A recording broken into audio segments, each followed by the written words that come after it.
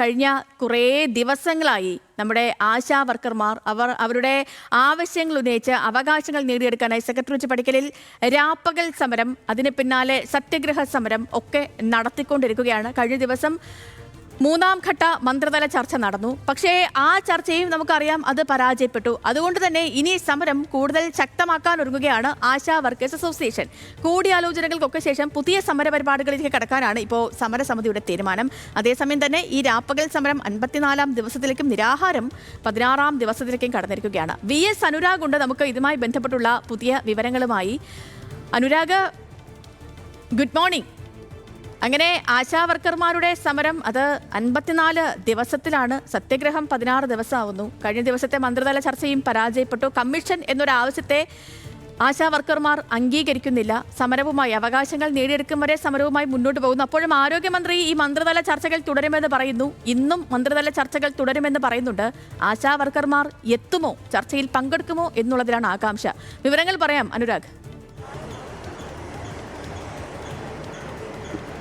Sethu, good morning. Sethu സൂചിപ്പിച്ചതുപോലെ തന്നെ അനിശ്ചിതകാല സമരം 54-ാം ദിവസമാണ്. നിരാഹാര സമരം 16 ദിവസത്തിലേക്ക് എത്തിയിരിക്കുന്നു. കഴിഞ്ഞ ദിവസം മൂന്നാം ഘട്ട ചർച്ചയാണ് നടന്നത്. നേരത്തെ നടന്ന ചർച്ചകൾ പോലെ ഓണറേറിയം വർധനവ് സംബന്ധിച്ചും വിരമിക്കൽ ആനുകൂല്യം സംബന്ധിച്ചും യാതൊരു തീരുമാനവും ഉണ്ടാകാതെയാണ് ഈ ചർച്ച അവസാനിച്ചത് എന്നാണ് സമരസമിതി പ്രതികരിച്ചത്. പ്രശ്നങ്ങൾ പഠിക്കാൻ ഒരു സമിതിയെ നിയോഗിക്കുന്നതിനെ കുറിച്ച് മാത്രമാണ് ഈ മന്ത്രിതല ചർച്ചയിൽ നിർദ്ദേശം ഉണ്ടായത്.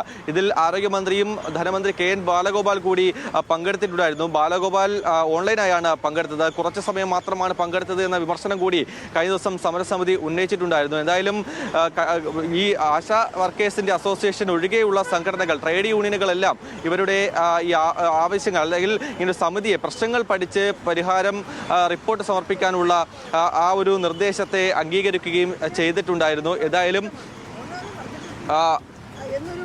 പ്രഖ്യാപിച്ചുകൊണ്ട് തന്നെയാണ് ചർച്ചയ്ക്ക് വിളിക്കുന്നത്. അപ്പോൾ അത് വളരെ കൃത്യമായി നമുക്ക് മനസ്സിലാക്കാൻ പറ്റും.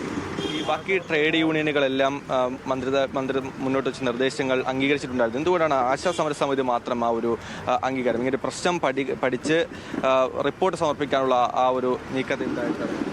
അതായത് 1000 രൂപയിൽ നിന്ന് 7000 രൂപ ഓണറേറിയം എത്തിയത് ഏതെങ്കിലും ഒരു കമ്മിറ്റിയെ നിയോഗിച്ച് പഠിച്ചതിന് ശേഷം അല്ല ചെയ്തിരിക്കുന്നത്. വിരമിക്കൽ 62 വയസ്സിൽ പിരിച്ചുവിടാൻ തീരുമാനിച്ചതും ഏതെങ്കിലും ഒരു കമ്മിറ്റിയല്ല തീരുമാനിച്ചത്, അത് സർക്കാരാണ് തീരുമാനിച്ചിരിക്കുന്നത്. ഇതുപോലെ സർക്കാർ കൂടിയിരുന്നിട്ട് തന്നെയാണ് തീരുമാനിച്ചിരിക്കുന്നത്. അപ്പോൾ പിന്നെ അത് മാറ്റാൻ എന്തിനാണ് ഒരു കമ്മിറ്റി? അപ്പോൾ അതിന് കമ്മിറ്റിയുടെ ആവശ്യമില്ല. 53 ദിവസം ഇവിടെ സമരം ചെയ്യുന്നു. അതോടൊപ്പം തന്നെ ഞങ്ങൾ അതിനും 10 ദിവസം മുമ്പാണ് ഡിമാൻഡ് നോട്ടീസ് കൊടുത്തത്. അപ്പോൾ 2 മാസം പിന്നീട് നോട്ടീസ് കൊടുത്തിട്ട്, അപ്പോൾ യഥാർത്ഥത്തിൽ അവരുടെ മുന്നിൽ 2 മാസം ഇല്ലായിരുന്നോ?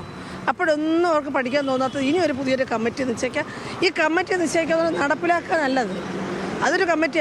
പിന്നെ കമ്മിറ്റിയുടെ റിപ്പോർട്ട് നടപ്പിലാക്കണമെന്ന് ആവശ്യപ്പെട്ട് അടുത്ത സമരം ചെയ്യേണ്ടി വരും. നമ്മൾ ഈ രാജ്യത്ത് എത്രയോ കമ്മിറ്റികൾ നമ്മൾ കാണുന്നു.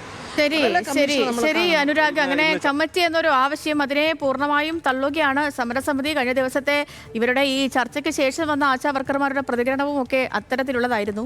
ചർച്ചയ്ക്ക് ഈ 10000 രൂപയെങ്കിലും ആക്കി തന്നാൽ മതി, സമരം തുടരുമെന്നാണ് ആശാ വർക്കർമാർ പറയുന്നത്. അപ്പോൾ അതുമായി ബന്ധപ്പെട്ടുള്ള അപ്ഡേറ്റുകളിലേക്കൊക്കെ ഇനി വരും മണിക്കൂർ, കാരണം ഇന്ന് മന്ത്രിതല ചർച്ച തുടരുമെന്ന് പറയുന്നു. ഈ ചർച്ചയ്ക്ക് ഇവർ എത്തുമോ ഇല്ലയോ എന്നുള്ളതൊക്കെ കാത്തിരുന്ന് കാണാം. അപ്പോൾ